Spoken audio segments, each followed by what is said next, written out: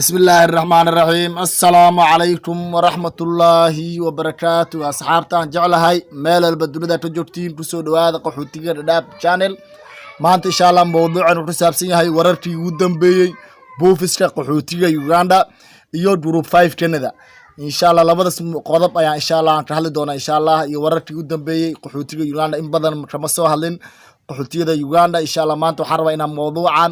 warbixinada ku saabsan boofiska iyo group 5 Canada iyo meelihii ay tala marayaan ayaa rabaa insha Allah inaan muuqaalkan si fiican uga hadlo fadlan haddii aad ku cusub tahay qaxootiga Dhadhaab channel waxaan kaa codsanaynaa inaad subscribe nagu dhiirigelisid like noo saartid noo sheegiray muuqaalkan waana ku mahadsan tahay daawashada quruxda badan aad daawatay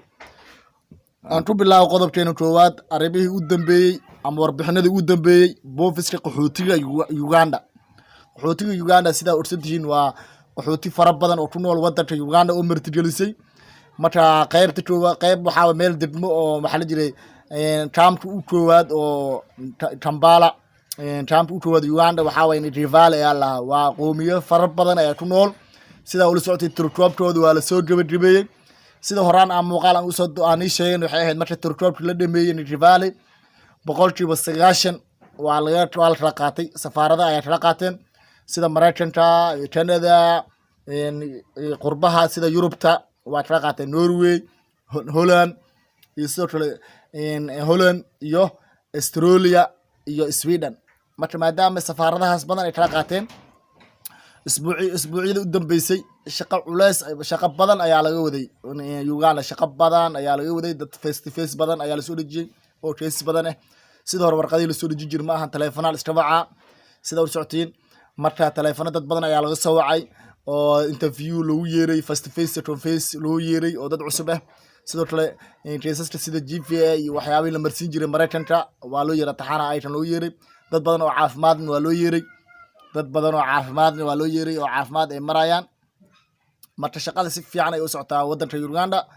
marka insha Allah sidoo kale wadanka Uganda waxa si fiican u socdo oo xool ugu socdo boofiski iyo sidoo kale group 5 Canada iyadana si fiican ay u socdaa wadanka Uganda sida ula socotiin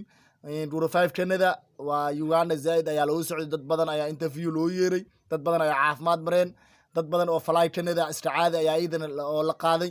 sanadka bilihii u dambeysay bishii afraad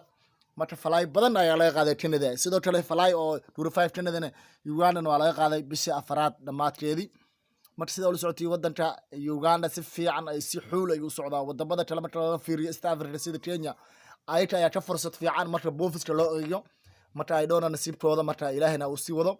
marka insha Allah marka boofis la bardhigo wax si dadka si xool ayaa loo qaadaa meeshas group 5 hadii loo dadka caadi qaxootiga caadi la qaaday oo processka marayaan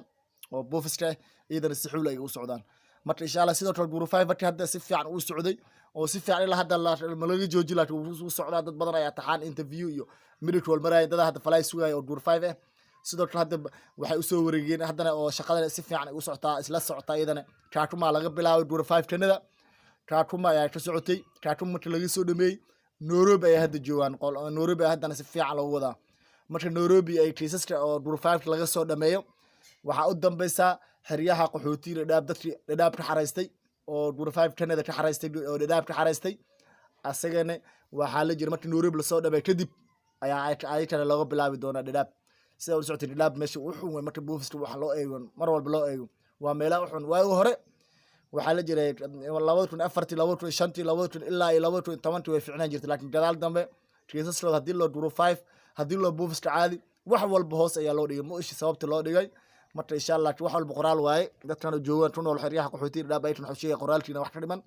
laakiin balse si xool ayaa loo bilaabi doonaa caseska waa la badanayaa sida ay qoladan IMT sida ay noo sheegtay waxay dhahdeen caseski COVID-19 maadaama oo waxa didmay oo hoos u dhacay marka caseski intii badneed oo ama intii yareed aan yeeri jiray waxa ku kordhinayna waa la badin doonaa insha Allah waa la badin doonaa marka shaqaalahana way badsan doonaan si caseskaas oo xayran oo loo boobsiyo loo dirdirgeliyo marka sidaas oo la socda wadanka Uganda hadii dib ugu laabto oo dadka walaaladeeda maanta fursadan ay haystaan insha Allah muuqaalo badan ayaan soo sameyn doonaa xaaladaha Uganda insha Allah sida mar dhowna waxaan rajeynayaa inaan imaado insha Allah booqasho ku imaado wadanka Uganda aan ahaa Kampala inaan imaado oo meelaha qaxootiga inaan soo fiiriyo ayaa rabaa Ilaahay ii saamaxo marka insha Allah fasax yar ayaan rabaa inaan soo galo meeshaan imaado xaaladaha iyo insha Allah muuqaal aan soo sameyn doona anoo meesha joogo iyo warbixinada qaxootiga meesha nolo insha Allah wareysi aan qaadan doona insha Allah Ilaahay ii saamaxo fursadan qaaliga haddii aan helo insha Allah waan imaan doona Uganda haddii Ilaahay nabad ii gaarsiiyo marka sida u dhaqsiyaa badan marka insha Allah sidoo kale waxaan ii sheegayaa inaan muuqaalada soo badin doono oo insha Allah si zaid warbixinada dhaqaaqooda iyo waxaas oo dhan inaan insha Allah Uganda aan zaid ka soo sameyn doono muuqaalo badan sidoo kale dad badan oo walaaladeeda ku xiran ayaa jiraan oo ay kana oo ah wadankan Ethiopia insha Allah Ethiopia iyo South Africa insha Allah iyadana ay kan warbixinadooda waan soo gelin doonaa maadaama aniga aan ballan qaaday in qaxootiga caalamka warbixinadooda inta Allah kuwa murtida leh kuwa muhiimka inaan soo geliyo insha Allah horaan waan iga ballan qaaday insha Allah waan soo gelin doonaa warbixinada dad badan ayaa jecel ay to gurigooda joogaan inay la socdaan dhaqaaqa